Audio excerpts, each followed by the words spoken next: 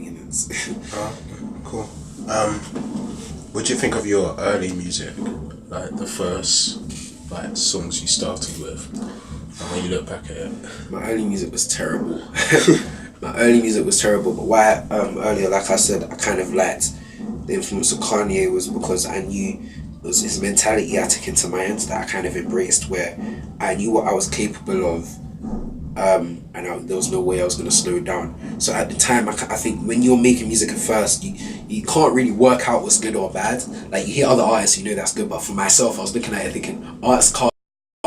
But even though people were telling me, some people would be like, he's terrible, he's dead, like, for me in my head, I'm thinking, you don't know what I'm capable of. Like, I know what I can do. I know that if this isn't good, my next track will be better because I'm putting in the work now. When you're here chatting, cussing me, I'm already writing my next track, and I knew what I was capable of. My first music was terrible. Like, my first ever track was like, it was Moving On. It was called Moving On, and it was with Evie Matthews. Shout out Evie. And it was terrible. Sound quality was just terrible. Then my next one was like Hometown. That was just dry. I sounded like I had a cold when I recorded that track, and it was terrible. The video was terrible, but I kept going really, and I'm happy I didn't stop. I could have easily just stopped, but yeah, I knew what I was capable of, and I knew that as long as I put in the work, I would get better. So. Oh, okay. So how would you think? So I guess that sort of leads on to how you think your lyrics and genre music has evolved.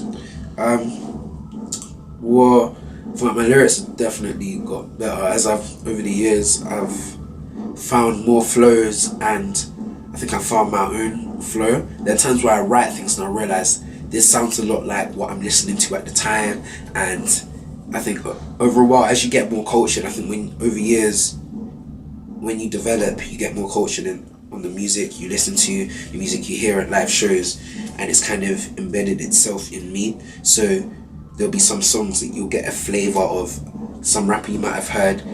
He's a hip hop MC with a bit of a grime cadence or something like that, and it's one of those where I feel like it's nothing but time and experience that's helped me improve, and consistency.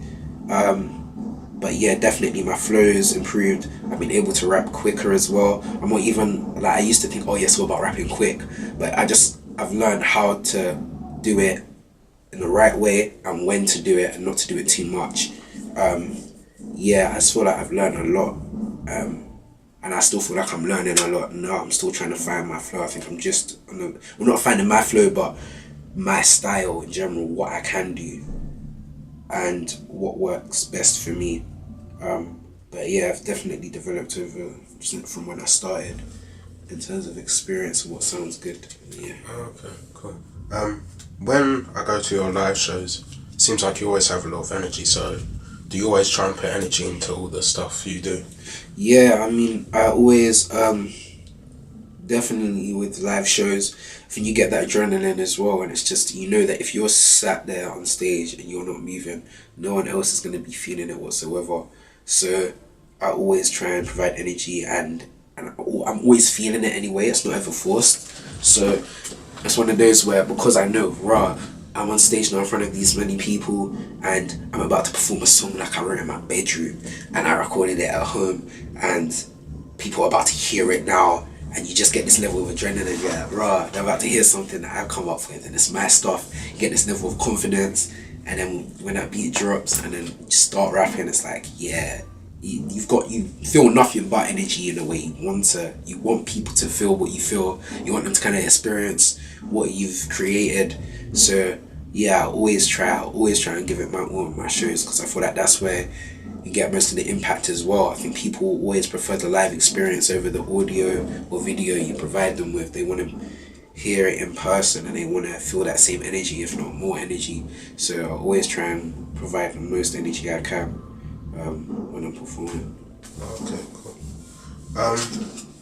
Talking about issues you've had with like other people, what would you like to say about it? Like, because you obviously had people like issues with like friendships or other people own music as well.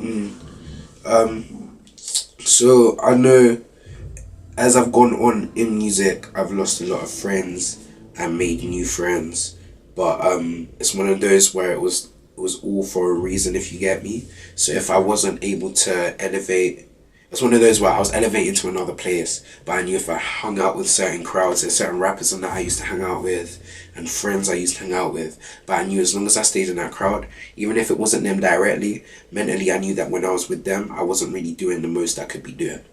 And they weren't helping that, if you get me. It was one of those where sometimes the environment just isn't right for you to work best in. So I ended up cutting a lot of people off, or they would cut me off because they would think I wasn't around as much, vice versa. So it definitely helped me, because I know since then, for the past 3 years now, I guess, or 2 years, everything has kind of been getting better, or I feel like I've had more opportunities to strive for more, because mentally I'm in the right headspace to be doing that. And it's literally like about who you surround yourself with.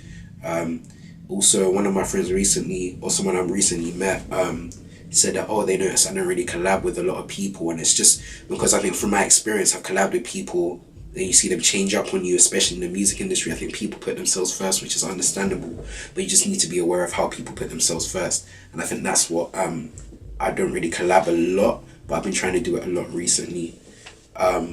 With people, I give it a chance. I see, are they serious, blah blah blah. But yeah, I've cut off a lot of the people I used to collab with as well. But it's something I'm getting back into and learning from. So. Okay. What's your general reaction when like people try to put you down, or like when they say, your music isn't good or whatever? I can't even lie, I love it. I love it, because it's literally, again, from day one, from that Kanye influence, where it was like, they might say I'm dead, but they don't know what I can do.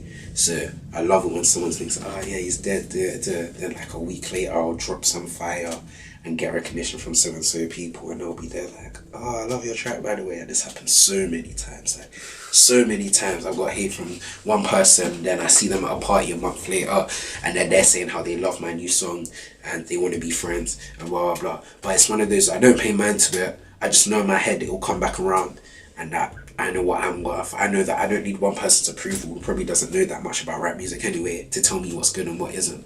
I feel like I'm at this level now where I know I'm making good music. No one can tell me otherwise. And if they don't like it, that's actually their personal opinion. I don't let anyone faze me, because now no one can actually tell me I'm dead. So I've just have this mindset all the time where I know what I can do, and if they think I can't, doesn't matter. In fact, it fuels my fire and like fuels my engine, yeah.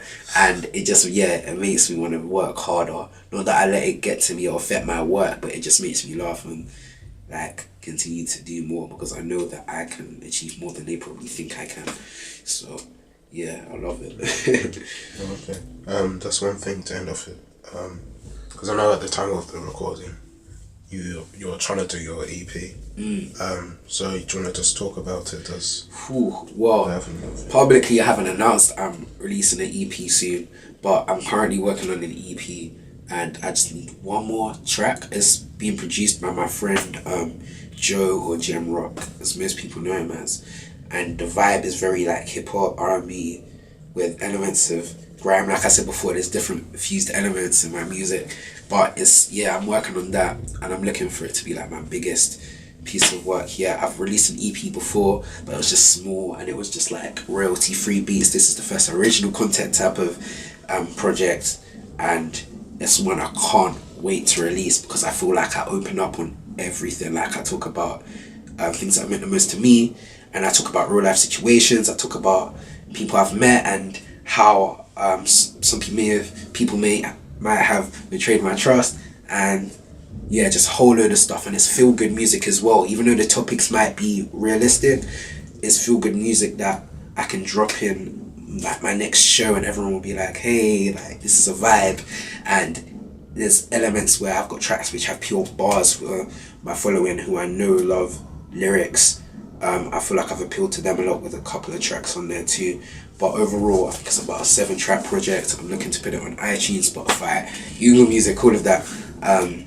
But yeah, I can't wait to release it, and there should be a few videos coming with it too. So it's definitely something I'm looking forward to. Cool. Thanks.